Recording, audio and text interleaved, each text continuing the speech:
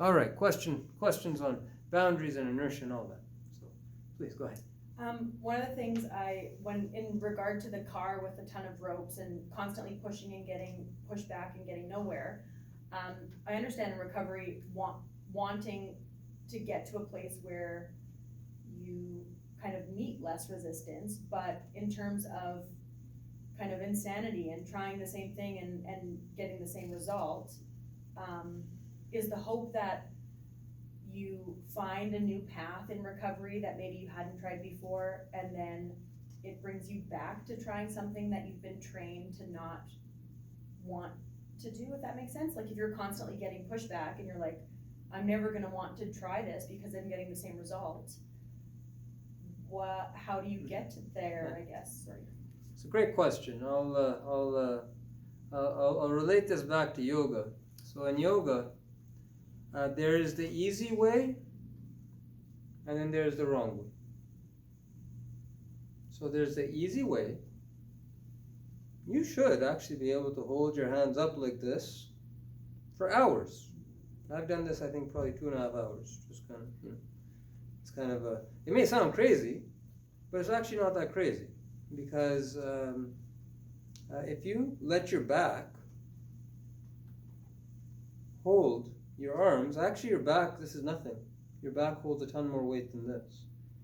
Oh, but if you put your shoulders up, it starts getting toasty pretty quick. In life, there's the easy way, i.e., things happen easily in a flow state. And then there's every other way, which is hard, painful, stuck.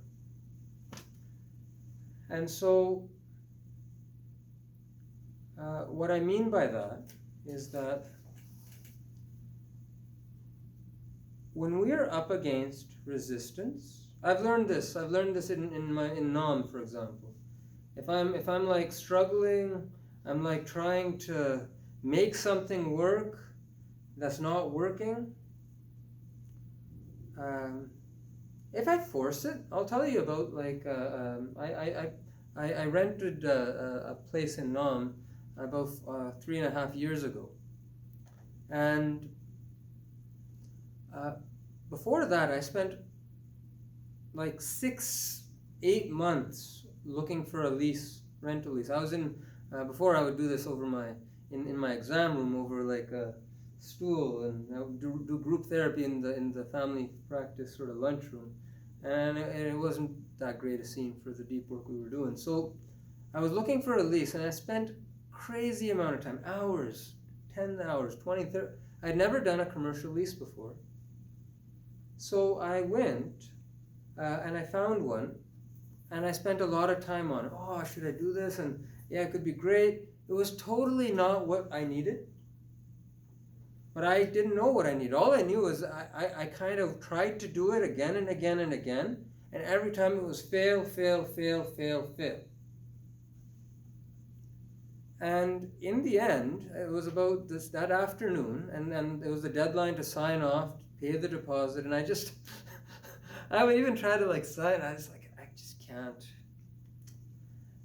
I just put down my pen, I sent an email saying, sorry to waste your time, I can't do this lease.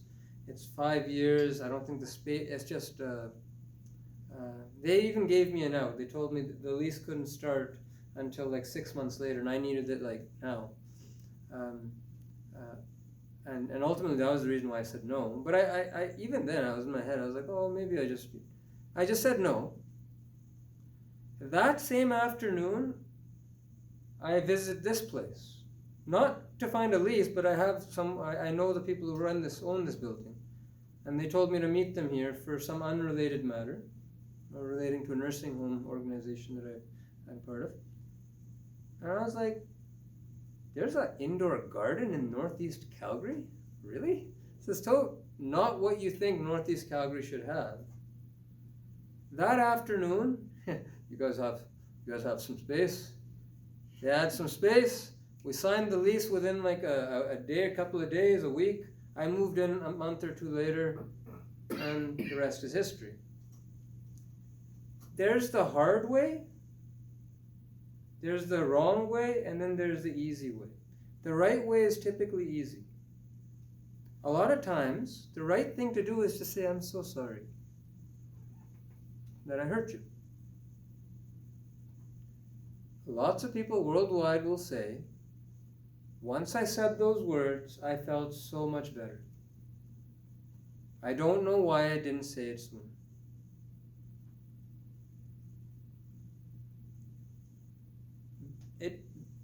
The right answer oftentimes is in front of you, actually all the time, it's always there. But if you find you're in like this, like nothing you're doing is working, you're only struggling, life sucks, you're stuck in inertia, chances are you're being bound down by things that you don't realize. I had this fantasy. That office I was looking at was right next to the hospital. And back then I was very hospital involved. And I had a fantasy in my head. Oh, you know what? Treatment center right next to the hospital, we can... But at that point I was pretty naive. The acute care mental health and addiction system within a hospital is very basic. And it's very medication focused. Very crisis focused. Not community focused. And how can it be? It's acute care. We need them to set bones, heal heart attacks, cure pneumonias. That's what we need them to do. Handling complex mental health issues, that's a community thing. Nam never belonged right next to a hospital. But in my mind was a fantasy. Because I was the chief of the hospitalists.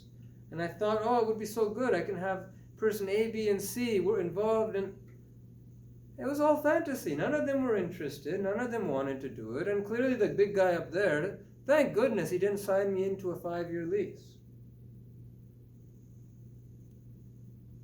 So what I mean to say to you, because it's a great question, how do you know you're being bound down? Because if things aren't moving smoothly, you have to ask yourself, am I thinking outside of the box here? Have I thought of all my options? Chances are you're amygdala at some level. Your options are narrowed. So if instead of 20 options, you've narrowed yourself to 5 and probably the worst of the 20. So the answer is daily calming practice, lower the stress. In my world, there's the win-win, and everything's a lose-lose. If the win-win is, and that's really what a compassion about, if it's not apparent to you what it is, just wait. That's the one option people don't think about. Just wait. I can't see any good options. De-stress and wait. That's why we're all about teaching you answers, because I don't know how to run your life. I'm not that wise. I'm not a guru. I'm not a saint. I'm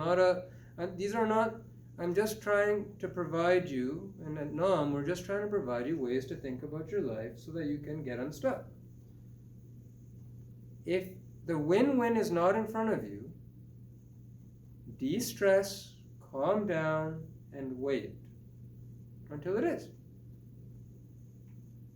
I'm obviously a spiritual person. We're big into spirituality. The forces that be that cause this big rock to hurtle through space, hundreds of thousands of kilometers an hour, around the sun, which is rotating around a massive, supermassive black hole. You start thinking about these things and you think, holy crap. Really? All this is going on and that thing doesn't have a plan for me? Doesn't have like a way for me? No, there's always a way. There's always a way through. There's always a path. If it's blocked, de-stress, connect to self, connect to others, commit to daily practice, start making right decisions, the ones you can make, because clearly the ones that you want to make are not working out for you, and just wait. And always, just like for me, that day, the universe was testing me. It said, you need to bury your ego, you need to deal with this fantasy and say, it's just not working. It was never going to work. It was a pipe dream. And once I said that, the test was over, the next path opened, and it was a great path. Better than I could have ever imagined. Isn't it nice having that garden out there? It's awesome, right? It's like in Northeast Calgary. Who would have thought? And so the thing is that we narrow our options by being stressed. Because we've lived in stress for most of our life, we can't tell what stress is. We narrow our options, and that makes us make unhealthy boundary decisions that lead to enmeshment. Reversing that is about one step at a time, and it always works out. That's as good as gravity. That's a law. I'm on video. Apologies to the universe if I misspoke there, but I don't think I did. But test it. Don't believe anything I say. I always say that during these videos. Don't believe me. Please don't believe me. I'm just some guy. Test it. Just like you've tested everything else in life. That's how humans work. We test things. Is this wall real? At some point, a child would have pushed. Yeah, solid things that look like this are real. I don't need to push on this wall anymore. I know it's real. Sometimes I might just to be sure, That's how we learn, is we push, we test, and we see it's solid. And how you will evolve is as you become more solid. We see this all the time. We believe in therapeutic communities of being at NO. As you become more solid, people around you will test you and push you. And when you don't move, when you're able to maintain compassionate boundaries for the highest good of all, people will start to orbit you. And that's how families heal. It takes one person to be brave enough to look at themselves, and once they become a pillar of stability, or as they do, usually, if you're a person with addiction, it takes your family a couple of years, 1 or 3 years, doesn't happen overnight, but inevitably, they start to change too. Your language changes and it starts to change them. And that's guaranteed. In AA, they say it's promised. And my experience is holistic recovery practiced over time heals families. Not in some master planning here, go to couples counseling kind of way, but organically, one decision at a time. As you make more right decisions, they do too. Is that a fast food Western answer? No, but that is the reality. Test it and see.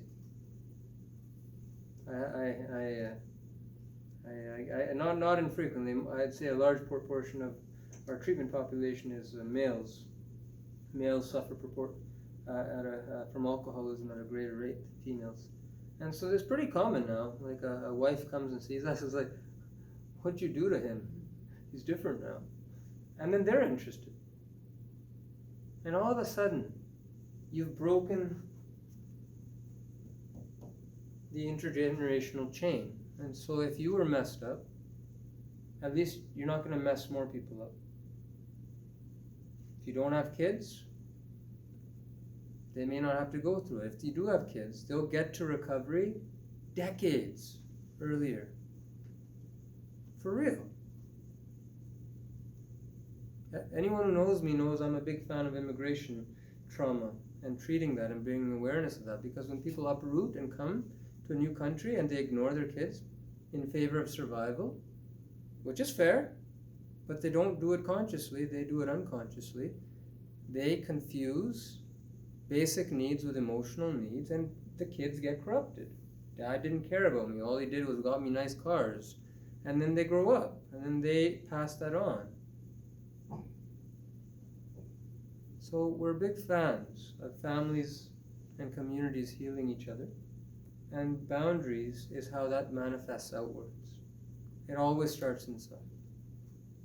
Great question. Thank you for that. Other questions?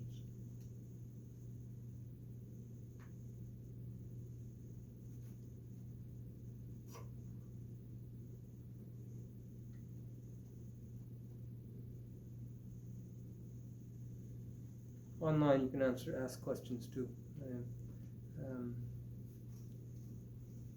Oh, okay, good, excellent.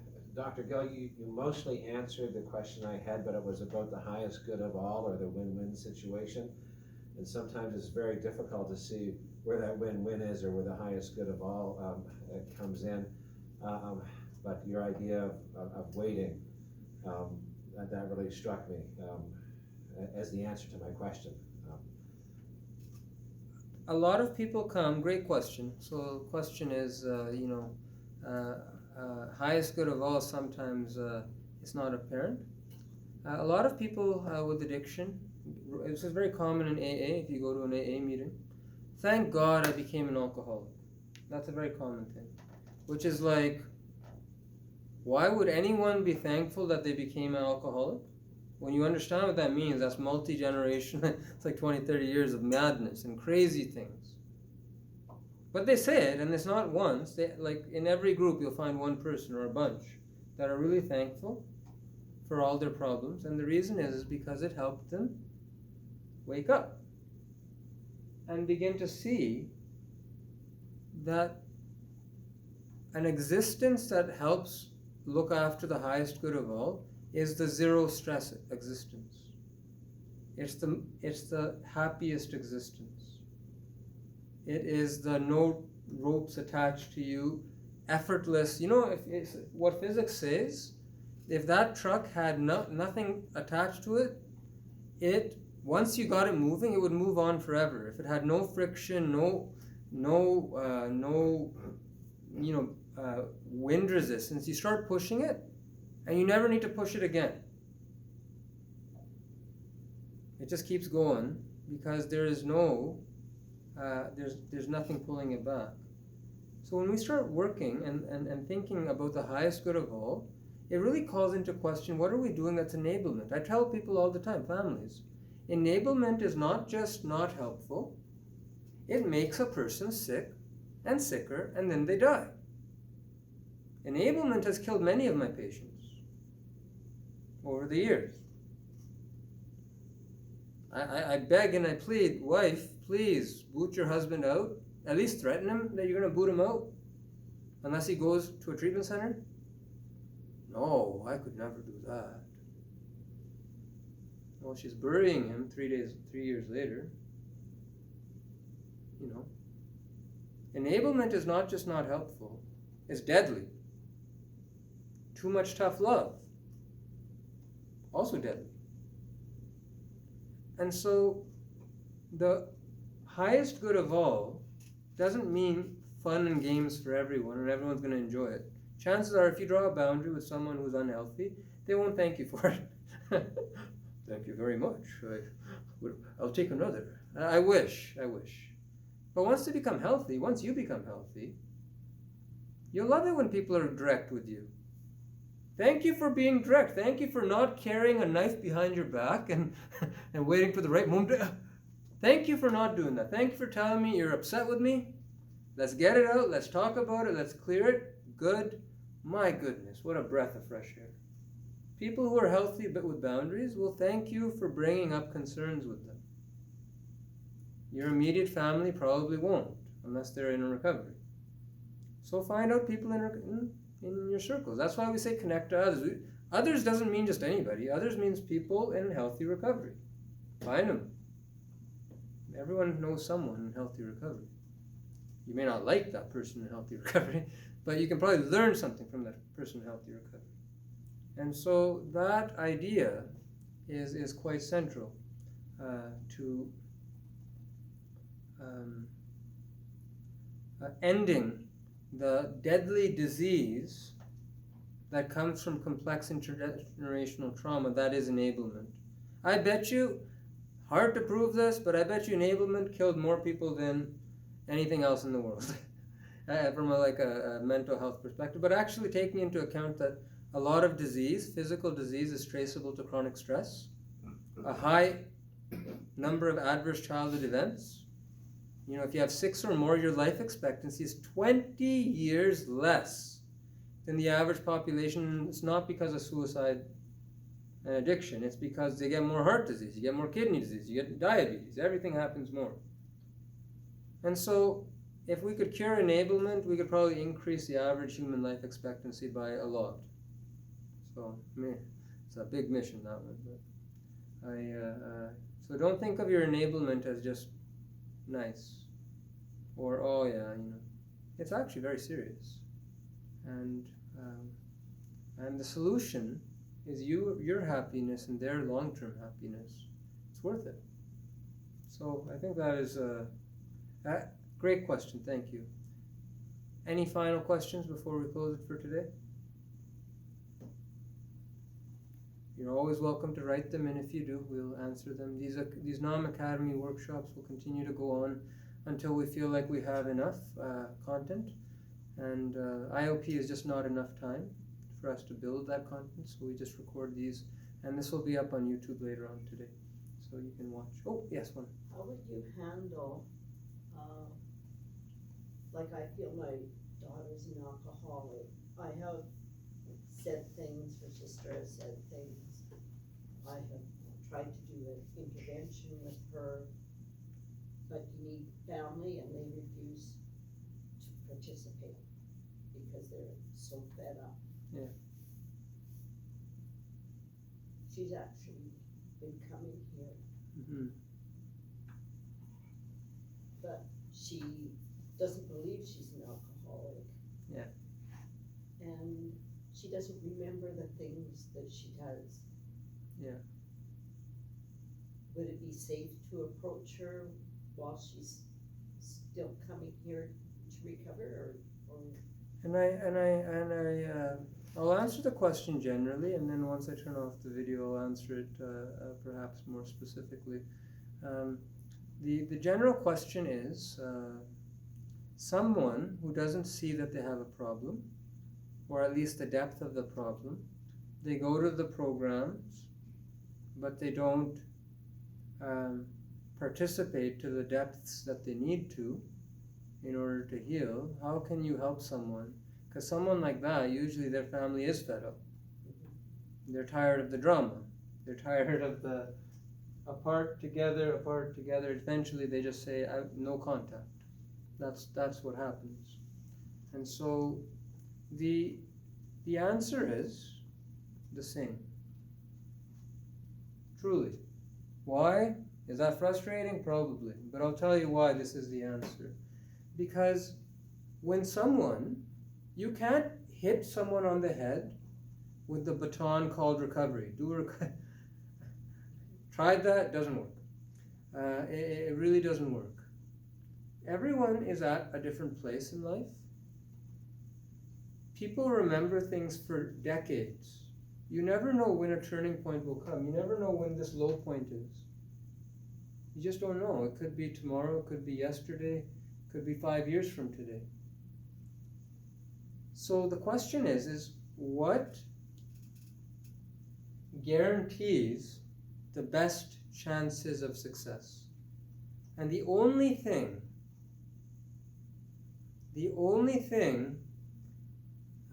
that you can do is look after yourself. Why? Because there's nothing more inspirational to a person than when one's mom or dad start working on themselves.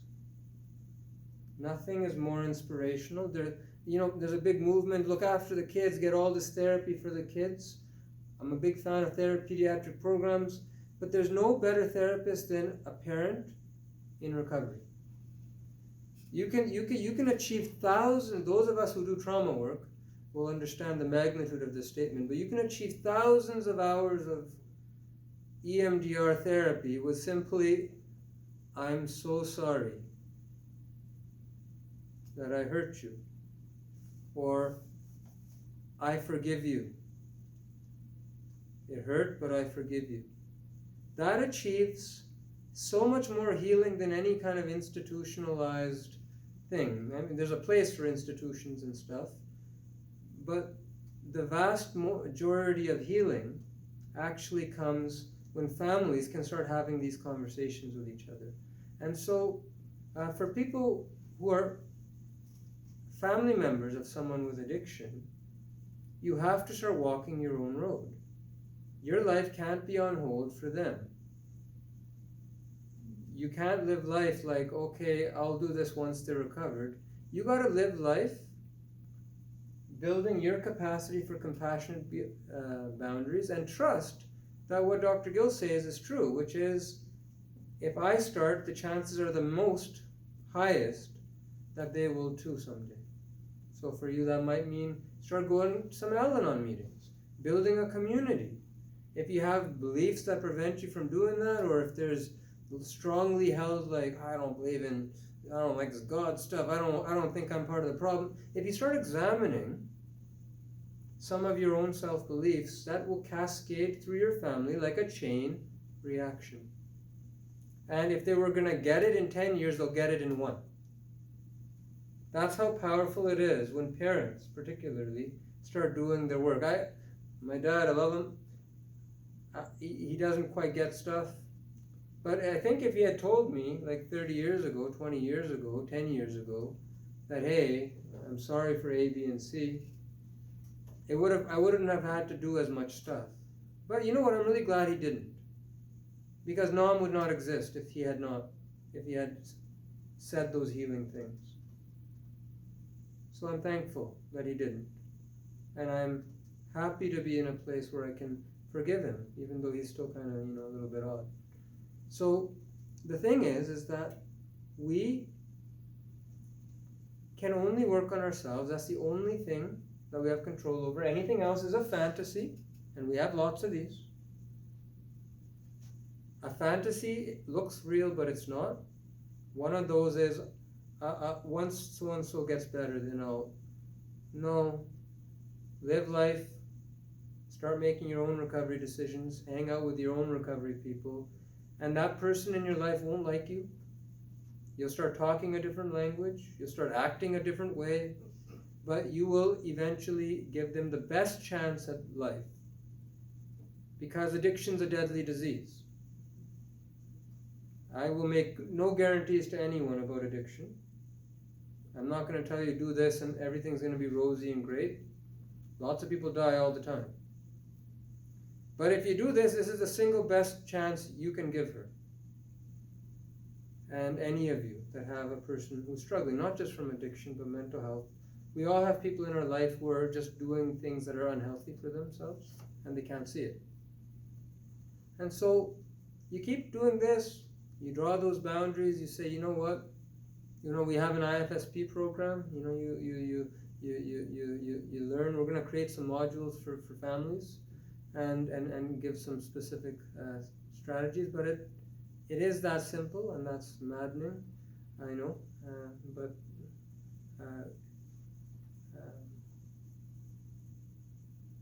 it's also really hopeful, because like I said, you can inspire someone and you can achieve so much more when they're on board. You can't do recovery without you can't do it for them.